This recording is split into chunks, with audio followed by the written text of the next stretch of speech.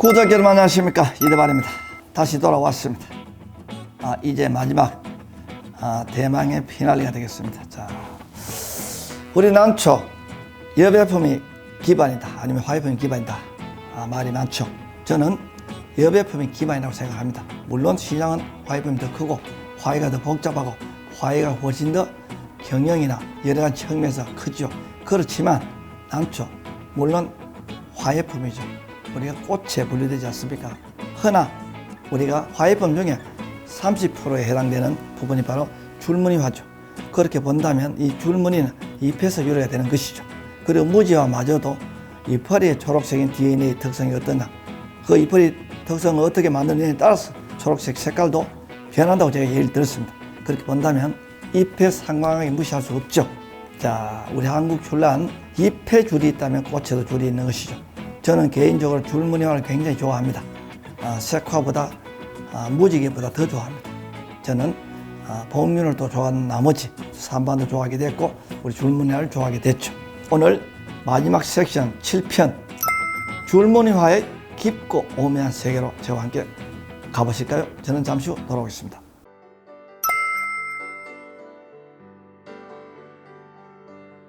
이 줄무늬화는 여러분, 우리가 무지개 초록색일 때 색상이 어떠냐, 어떻게 만들어지냐, 어떤 특성을 가졌냐 매우 중요합니다. 우리 줄무늬화는 초록색과 무늬 색상에 교차되는 부분을 감상하는 것이죠. 그렇게 본다면 이 색상도 중요하고 초록색도 매우 중요하죠. 어떤 전문가들은 초록색이 더 중요하다고 얘기하는 사람들도 있습니다, 실제. 자, 오늘 우리 줄무늬화의 세계로 들어가기 전에 하나를 먼저 말씀드리고자 합니다. 초록색의 등급은 앞서 편에 제가 말씀드렸고 우리가 줄무늬도 색상의 등급이 있고 종류가 있습니다. 우리 줄무늬 대표적으로 우리 국가에서 가장 사랑받는 게 무엇입니까? 바로 황색이죠. 황색도 진한 황색입니다. 그리고 두 번째가 바로 백색이죠. 그런데 여기에서 우리가 색화의 기준으로 볼 때 황색과 동급인 바로 홍색이 존재하죠. 자, 그렇게 본다면 우리 줄무늬와 얼룩덜룩한 우리 반무늬화 등은 바로 홍색, 주검색, 자색, 그리고 황색, 그리고 백색, 꽃에 나타나는 색이 다 나오죠. 우리 태극선, 주검색 중투화 아니겠습니까? 우리 홍륜, 주홍색 복륜화 아니겠습니까? 우리 설악산, 흰색의 복륜화이죠. 자, 이렇게 보면 우리가 줄무늬와 대표적으로 세 개를 나눌 수 있죠. 안으로 줄이 들어있는 인사이드 스트라이핑, 스트라이프된 중투, 아웃사이드 스트라이핑, 복륜, 그리고 이렇게 많이 들어있는 산반, 이 세 가지가 줄무늬의 대표적인 게 아니겠습니까? 그리고 약간 색감으로 덧붙이자면 사피화, 서반화, 그리고 수채화 등이 있을 수 있겠죠. 자, 이렇게 해서 우리 사피화, 수채화, 그리고 서반화는 맥락이 비슷하기 때문에 뭉쳐서 제가 말씀을 드리겠습니다. 자, 여러분 초록색 등급이 좋습니다. 그러면 무늬색도 등급이 좋아야 되겠죠. 등급 좋은 게 붙었다면 얼마나 아름답겠습니까? 그렇죠. 난초 무늬화의 끝은 바로 아주 가치 높은 초록색과 아주 가치 높은 색상이 겹쳐져서 이게 아름다운 특성의 무늬로 나타나지는 것이죠. 나타나야 하는 것이죠. 그걸 만들어내고 그걸 찾아가고 그걸 증명시키고 그걸 통해서 경쟁자들 속에 지위를 높이고 성적을 높이는 게 바로 우리 문화의 메커니즘 아니겠습니까? 구독자 여러분, 과거에 제가 난초를 입문하던 시절 30년, 20년 전에는 복색화라고 부르는 하나의 카테고리가 존재했습니다. 지금도 있죠. 저는 이 복색화를 제 책에 빼버렸습니다. 자, 여기에 보시면 과거의 복색이죠. 홍색이니까. 저는 빼버린 이유가 이제는 난초가 많고 넘쳐난 시절이기 때문에 복색마저도 바로 줄무늬화에 귀속시켜서 하나의 작은 소 카테고리로 만들 필요가 있다라는 차원에서 저는 그렇게 디자인을 했습니다. 다시 말하면 주검색, 홍색, 자색 등이 과거에는 복색이라고 불렀죠. 줄무늬 겹쳐지면 저는 중투와 복륜을 산반화로 예속을 지키는 방법으로 만들었습니다. 물론 귀하죠. 복색화 귀합니다. 그러나 지금 홍색의 중투화. 여러분, 홍장미. 제가 명명한 것입니다. 이 홍장미. 줄무늬화에서 가장 귀하다고 하는 이 중투화의 홍색인데도 불구하고 우리 황색 잘 나왔는가 가격이 어떻습니까? 황색이 더 높죠. 자, 이 얘기는 무엇을 반영하는가 하면요.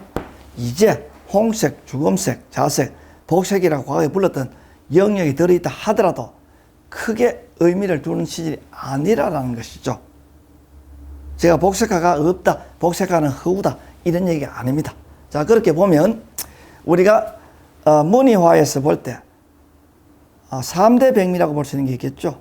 바로 초록색의 수준, 그리고 무늬색의 수준, 그리고 두 개가 잘 어우러져 나타나고 있는 수준이겠죠. 이 세 가지 수준을 가지고 우리는 무늬화를 본다는 것이죠. 이 무늬화는 엽의 화해를 넘나들면서 연결되는 하나의 차트이기 때문에 이 무늬화를 깊숙이 이해를 하시게 되면 엽에도 훤히 보이고 화에도 훤히 보이게 된다는 것이죠. 자, 여러분 세 가지 영역 들어가 보실까요? 자, 녹색의 등급 충분히 말씀드렸습니다. 그리고 녹색 깊고 두텁고 아주 아름답게 면적을 정확히 차지하고 딱 봐도 5m, 3m 뒤에서 봐도 복륜하다, 중투하다, 산만하다 나와야 되겠죠. 우리가 무늬만 많이 먹어도 되는 일이 아닙니다. 왜냐하면 두 개가 어떻게 아주 아름답게 조합이 되어 있느냐, 이게 관건이거든요. 그렇게 본다면 우리가 속에 중투화가 있습니다. 녹색은 조금만 있고 전부 무늬라고 했을 때 아름답겠습니까? 우리가 여배분 시합 때 갓을 조금만 썼는 녹색의 조복류서는 중투 그들도 보지도 않죠. 마찬가지입니다. 적당하게 황금 비율로 들어 있어야 된다는 것이죠. 산바나 외에 없습니다. 산바나 너무 무늬가 많아서 누름무늬하게 보인다. 5m, 3m 떨어지니까 황하겠다. 안 되죠. 초록색하고 물고 있어야 됩니다. 복류나 마찬가지죠. 자, 이렇게 해서 우리가 초록색도 두께와 깊이와 스타일이 크라운, 왕관 지점이 얼마나 정교하고 고급스럽게 나타났느냐. 그리고 이 교차된 지점이 또렷하게 아주 세팅을 예를 들자면 그려는 게 아니고 짜맞추는 듯이 탁탁 나타나냐. 이 콘트라스트라고 부르죠. 이게 명확하게 나타났냐 라는 게 하나의 중요한 관전 포인트이자 우리 줄무늬계를 규정하고 등급을 결정하는 데 중요한 축이 된다는 것입니다. 그리고 두 번째 바로 무늬의 색상이겠죠. 자, 이 무늬의 색상 지금은 홍색이 나와도 황색보다 값이 떨어진다고 얘기를 했죠. 자, 이게 과거로 치면 어처구니 없는 일입니다. 그런데 실제 지금 그렇게 진행되고 있습니다. 그렇다 받아들여야 되겠죠. 저는 못내 아쉽습니다만, 자, 이렇게 볼 때 황, 홍 같이 봅니다. 그 다음이 주검이죠. 그 다음이 자화로 내려갑니다. 각 계열마다 등급이 있죠. 4개씩. 그렇게 보면 가장 고등급 인기 있는 등급, 이게 바로 나타나야 된다는 것이죠. 그래서 이 무늬의 색상, 그리고 무늬의 윤기, 무늬의 깊은 맛, 이런 것들이 잘 어우러져서 초록색과 아름답게 나타나야 된다는 것이죠. 그리고 우리 복륜, 산반, 전면으로 나타나는 게 잘 없지 않습니까? 그렇게 보면 특히 복륜, 머리 위에서 조금 들어오죠. 이 복륜도 아래쪽까지 다 내려가야 된다는 것이죠. 그리고 꽃에 이렇게 쭉 내려가 있는 특성으로 나타나야만 상당한 가치를 인정받을 수 있다는 것입니다. 자, 그리고 산반화로 넘어가 보겠습니다. 산반화. 우리가 전면으로 많이 들거나 위에서 좀 들거나 또 중투형이 많이 있죠.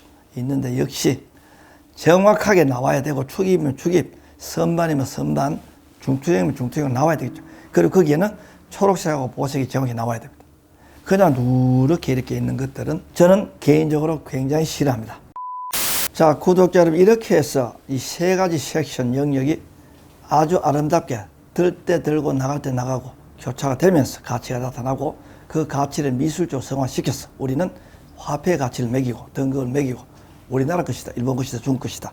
우리는 세계 대회에 나가고 각자 작가의 위상과 역량 등을 표출해내는 하나의 코드가 되는 것이죠. 이게 바로 우리 문화의 중심이고 끝이 아니겠습니까? 우리 한국 출란 산채 몇 개 쌓아서 얻어서 길러서 깊은 경지 절대로 갈 수 없습니다.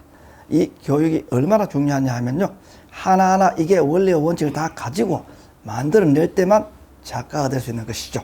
집에 있는 난초 의미 없이 목적 없이 교육 없이 정보 없이 200년 300년 길러도 화초길래 능박이 되지 않는다는 것이죠.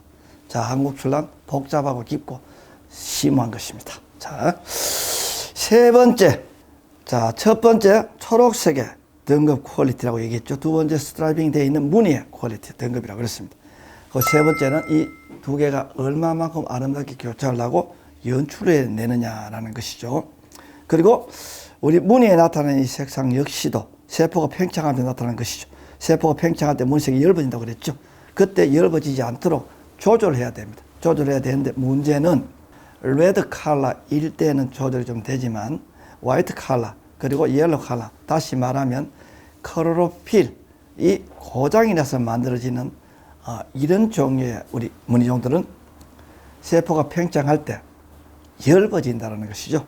다시 말하면 망울일 때 아주 노란색인데 피니까 노란색이 아니더라. 망울일 때 아주 흰색인데 피니까 흰색이 사라지더라. 라는 것들이죠. 그래서 이 난초, 우리 무늬종, 무늬와 유전적으로 어떻게 되어 있는가를 첫 번째로 보셔야 되고, 두 번째가 영양학적, 환경학적, 내가 어떻게 조건을 줬는가를 보셔야 됩니다. 이렇게 해서 무늬화를 어떻게 하면 잘 피울 것인가 마지막 섹션 7편 만들어 보았습니다. 꽃을 이렇게 피울 때 여러분, 우리 무늬화는 특성상 꽃이 3개, 4개가 붙으면 다 모양이 다르죠. 자, 이 무늬화는 조금 균일하거나 모양이 좋지 않아도 이 새로운 맛이 굉장한 감상의 맛이기 때문에 너무 두려워하지 마시길 바랍니다. 그리고 이 꽃의 숫자는 다음에 작황을 좌지우지한다는 것이죠. 우리가 색화나 우리가 무지개들은 DNA, 염색체에 의해서 만들어지기 때문에 별 문제가 없습니다. 그러나 우리가 세포질이 아닌 엽록체 돌연변이로 만들어지는 것은 반드시 세력이 동반되어야만 본체, 모본, 잎, 나무, 난초가 튼튼하고 특성이 나오고 거기에 붙어서 꽃이 피어야만 아름답게 되기 때문에 항상 무늬화는 좀 더 신중을 기울여서 하나하나 다듬고 계산하고 세력을 유지시켜야 된다는 것입니다. 그리고 잎의 무늬가 좋은 쪽으로 꽃이 붙으면 꽃이 더 좋아집니다. 못한 쪽으로 피면 나빠집니다. 그렇게 보면 꽃이 붙었을 때, 피지 않았을 때도 우리가 이 펄이 난초 잎에 나타나는 무늬를 유출을 해서 라이트, 레프트 어디가 더 좋은가를 면밀히 따져봐서 꽃수를 조절해야 됩니다. 조절할 때는 당연히 좋은 결과가 나지 않는데 꽃을 잘라야 되겠죠. 이 꽃은 광합성 하지 않지 않습니까? 잎이라면 다르겠지만 그렇게 해서 하나하나 이것저것 모든 걸 다 따져보았어.